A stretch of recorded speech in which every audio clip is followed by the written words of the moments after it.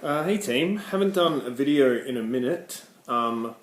Mostly because I'm actually a little what can we talk about? I was going to do something on motivation today, but I just listened to my motivation vlog, and honestly, I think it really covers everything that you might like. I think it answers the majority of questions, but there's more maybe that could be said. So when talking about, in other videos on consistency and stuff like that, we've talked about the idea that some parts of diets require greater calorie restriction than others for various reasons. Now that may be if somebody comes to me who's burnt out on dieting, which I have some clients who are,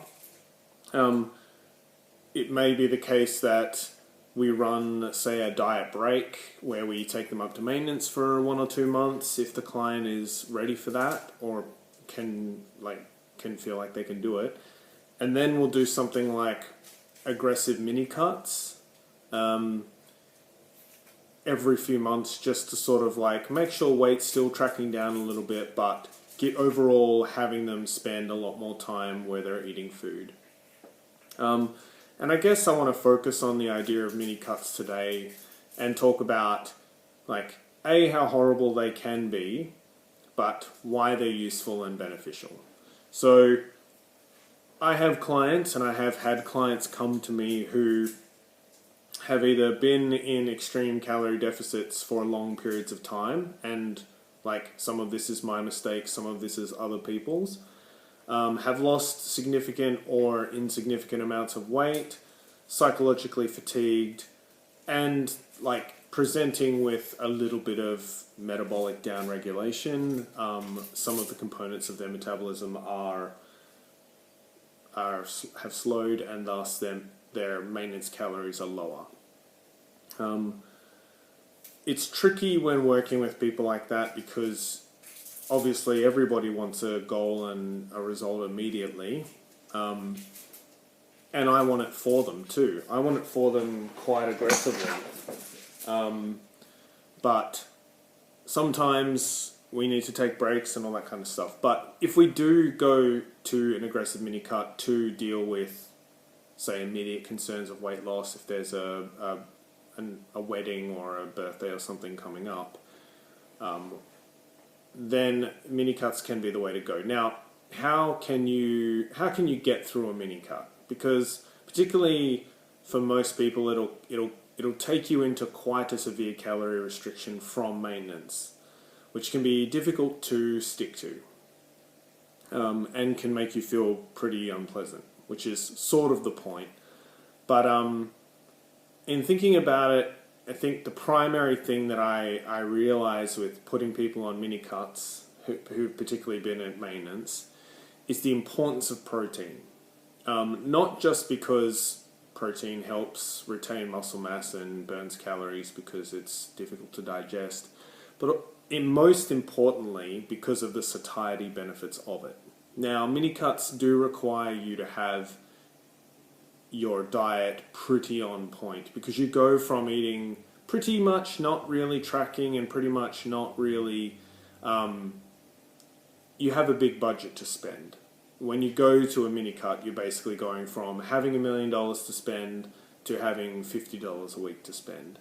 And this might be my failings as a trainer or a coach in properly preparing people for what a mini cut entails, but for clients who are about to do it, are currently doing it, or will do one in the future, it's important to know that protein needs to be high. 2 grams per kilo body weight, 2.2, 2.3, 2.4 even, just for the satiety benefits. Even if that eats into your carbs a little bit, I'm starting to see the benefits for a mini cut.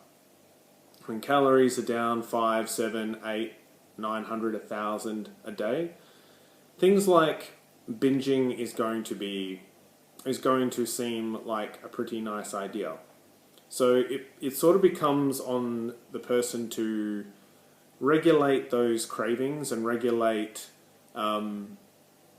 as I mentioned in the planning and motivation video, having an understanding of when you want junk food, when you are going to crave it, times of the day, times of the week, times of your cycle, and really prepare for that. So like having some low-cal carb options, having some low-cal protein options. So things for me are like cans of tuna, rice cakes, potatoes, and rice are always sort of kept in the house. I often cook up like a tub of rice for my meal so I can add and subtract those as needed for my calories.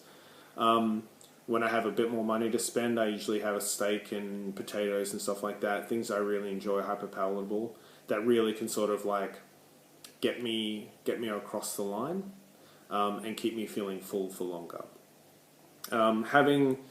Again, stressing the importance of having healthy, bad options that you can eat when you're feeling a little depressed, a little down, a little fatigued, a little over the diet and all those kind of things. So like I've said before, steak, halloumi and potatoes, and now because my calories are so low, just steak and potatoes are like, if I can eat steak and potatoes, and you can ask Jamie this, my mood is incredibly improved. And it's important to know that going into a mini cut, and maybe this video will help future people with that, to be prepared for like the fact that it is a month usually of pretty grueling fat loss. I may endeavor to reduce the volume of the program and stuff like that, so you're not killing yourself in the gym, and we can auto-regulate with RPE and stuff like that. And you know, I mean, as I've said in other videos, we're all human. There are going to be days where you, like even just for social events, you'll go out and you'll have a few drinks and some food, and you know, that's fine. You offset, or you eat it. You're not bodybuilders. But it's important to know that mini cuts are really useful, particularly I found for people with quite heavy diet fatigue and who haven't hit their goal yet but still really want to. But they all can also be a double-edged sword in the sense that, like, because they are so intense, they do create more psychological fatigue and distress, which then needs to be countered with potentially maintenance phases and potentially lower calorie, longer duration deficits, which I may play around with in the future. So I guess one more thing as well, with mini cuts and dieting in general, I really don't like the idea of it's just an issue of willpower and motivation. I've heard other fitness enthusiasts sort of tell me that. These are people who I don't imagine have been over 20-25% maybe their whole life. Willpower is not how you get fat loss done. Preparation and planning is. Knowing yourself, knowing your routines, knowing how to stop yourself from doing, you know, like blowing out on food, blowing out on drinks, having a support network that, if you need it, is 100% aligned with your goals. One of my clients is going on a mini cut as we speak, and she regaled me with tales of her partner and her best friend basically being 100% on board. And at the time I remember thinking like, yeah, okay, like maybe because I don't necessarily need that so much. So I was like, yeah, great for you. And I was obviously like, good on you, great. But in my mind I was like a little bit like, okay. But then having seen other clients who don't have support networks while they're on more aggressive mini cuts, and you see how easily it is to take people off their diet, off their planned break, then yeah, you've got to have that support network, whether it's just going to your friends and loved ones and saying, look, the next 3 weeks, I'm going to be a bag of shit. You need to support me, you know, please. You need to support my choices. You need to, you know, if you're going to go get Macca's, don't eat it in front of me. Don't eat it around me. I need to do this. I want to do this. I need your support for the next 3 weeks, but then I'm back on board. Whatever we want to do, let's do it. Yeah, so that way you're never getting to motivation. Now, dedication is another thing potentially, where you can sort of have that plan, that goal, and be working towards that, and sort of like have it in your core as a like unbreakable thing. Like, this is something I have to do, I'm gonna do, and I'm gonna get it done. Like you would any kind of task or activity. That can be useful as a sort of like, you know, when things get really dark, you know, and it's like, you're sitting there at night and you're starving and you want some junk food, and, you know, like you see people eating food in movies and you're just like, fucking want it. But you will, like, hunger will pass and you will get through it. And then, it's just another couple of weeks and then you're out of that, back up to maintenance. Training volumes can go up. You can train hard. You can build big muscles. You can feel amazing. Get that metabolism up. Burn some more calories. And then, have a more like long-term and less intense dieting session later in the year or time.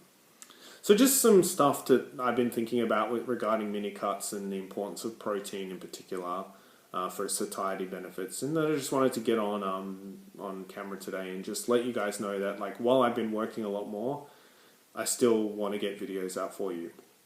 An update on my training and diet.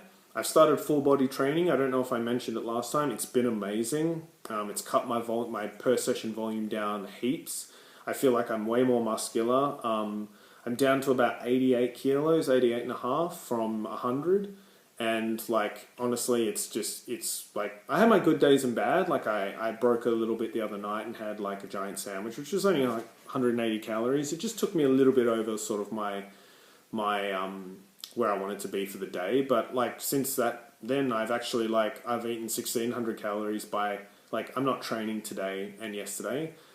And I'm eating like 1900, but with steps it comes down to about 16. And I don't feel particularly compelled to have more food just to get up to an average. I'll make sure I fuel my carbohydrate stores tomorrow morning before my big workout. But like, I'm just like, well, if I'm not particularly hungry, shit, ride it out. Don't need to eat if I like my proteins. I'm still eating 210s protein, which is about 2.3 grams per kilo. I'm about 150 grams of carbs and 45 grams of fat. So nothing too major. It's just that my steps are up and I'm not feeling particularly hungry these couple of days. And with the weekend coming up, and I always usually have a Saturday where I take it to about 2.3, 2.4. So I'm taking advantage of the fact that I'm okay with a couple of low days. 2 more weeks till Bali, and then I don't think I'm going to be, like, my body fat percentage is getting pretty good. I'm starting to feel like very comfortable with how I look without a shirt on, but that lower ab fat is just sticking around, and unfortunately it's probably, I wouldn't want to diet past the next 2 weeks anyway. So, I mean, if Bali was a month away after that, I probably still wouldn't be in shape because I'd just be, grinding my gears after. I think I'm very ready for a diet break. And I've got my next 3 months planned out, higher intensity volumes, maintenance calories, enjoy that, for another mini cut, I think, in November, December. Or not a mini cut, another cut to get down to sort of sub 10% body fat for around Christmas, enjoy the summer with like, a nice lean body. And then focus next year on maybe building a bit more muscle mass, getting like a lean bulk, maybe if I can get sub 10 by the end of the year, maybe bulking back up to maybe 15%. And then like, I don't know, let's see how my physique looks. Maybe I'll spend longer than that cutting. I don't know, maybe I'll do a really slow bulk for the next 6 months after this end of the cut for next year and really put on some muscle mass and, maybe get around the low 90s. But still, in the 10-12%, that'd be pretty nice. And then, I don't know, maybe I could get strong enough to do a powerlifting comp again, or maybe do a bodybuilding comp, or both, or either, I'm not sure. But it's sort of all in the milieu at the moment. That's sort of, another powerlifting comp and a bodybuilding comp are all sort of like what I want to do for myself as somebody who's been training for 15 years and really has sort of an average physique. When you look at people like Jacob, I've been listening to your podcast a lot and I'm just in awe of you guys and the achievements you've achieved. And I want to be like you guys and I want to be ripped and jacked and strong like you guys. So I'm really trying to employ your principles and, take the longer view and set myself some mini and long-term goals that I can stick to. And it's exciting and it sucks waiting for it, but it takes time. So hopefully in the next few years we can get some stuff going that'll be not very mediocre, but we'll see. Again, a bit of a meandering video, not really focused, sort of touching on mini cuts and motivation and all that kind of stuff. I hope it helps some of you. Any questions, any thoughts, criticisms, notes, please feel free to comment, like, subscribe, message me, DM, whatever. Hope some of this helps, guys. Otherwise, chat soon.